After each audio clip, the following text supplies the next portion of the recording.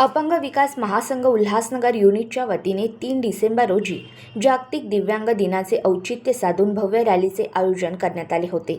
या रॅलीमध्ये शेकडो दिव्यांग बांधवांनी उत्स्फूर्त असा सहभाग नोंदवला। रॅलीची सुरुवात उल्हासनगर 3 येथील डॉक्टर बाबासाहेब आंबेडकर चौक चोपडा येथून करण्यात आली असून रॅली उल्हासनगर महानगरपालिका कार्यालयात येऊन समाप्त झाली। या रॅलीचे नेतृत्व माननीय डॉक्टर अशोक भोईर यांच्या आदेशानुसार राजेश साळवे यांनी केले। रॅली दरम्यान दिव्यांगांच्या हक्कांसह विविध मागण्यांकडे प्रशासनाचे लक्ष वेधण्यात आले। दिव्यांगांचे हक्क आमचे अधिकार अशा घोषणा देत रॅलीत जागृती करण्यात आली। रॅली यशस्वी करण्यासाठी पंकज तिवारी, संगीता गरुड, शैलेश मोरे, योगिता गांगुर्डे, खलील अन्सारी, दिलीप रोकडे, रमेश मिमरोड, सतीश जगदाळे, चंदा भीमरोड, भालचंद्र गायकवाड व प्रशांत निकम यांनी विशेष परिश्रम घेतले। मी राजेश किसन साळवे, अपंग विकास महासंघ उल्हासनगर अध्यक्ष।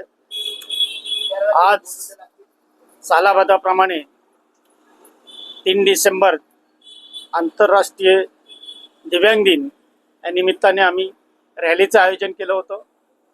या रॅलीमध्ये शेकडो दिव्यांग बांधवांनी भाग घेतला होता। तसेच ही रॅली डॉक्टर बाबासाहेब आंबेडकर चौक उल्हासनगर 3 चोपडा येथून सुरुवात करण्यात आली व महानगरपालिका येथे समाप्त करण्यात आली। तर रॅलीचं नियोजन यासाठी केलं जनमानसात जनजागृती निर्माण व्हावी दिव्यांगाबद्दल। नाहीतर दिव्यांगांना जनमानसात काहीच किंमत नाही। दिव्यांगांना आंधळा, लंगडा, पांगळा असे करून हिणवत असतात। ह्या 3 डिसेंबर जागतिक दिव्यांग दिनाचा एकच उद्देश आहे की जनमानसात जनजागृती व्हावी। ही महानगरपालिकेने करायला पाहिजे जनजागृती, पण खंत या गोष्टीची वाटते की दिव्यांग संघटनांना ती करावी लागते। त्या महानगरपालिकेचा आजच्या या दिवशी आम्ही निषेध करतो। जी गोष्ट नको करायला ती या दिवशी ते करतात आणि दिव्यांगांना सगळ्या योजनेपासून वंचित ठेवतात। तर आम्ही या महानगरपालिकेचा आज निषेध करत आहोत।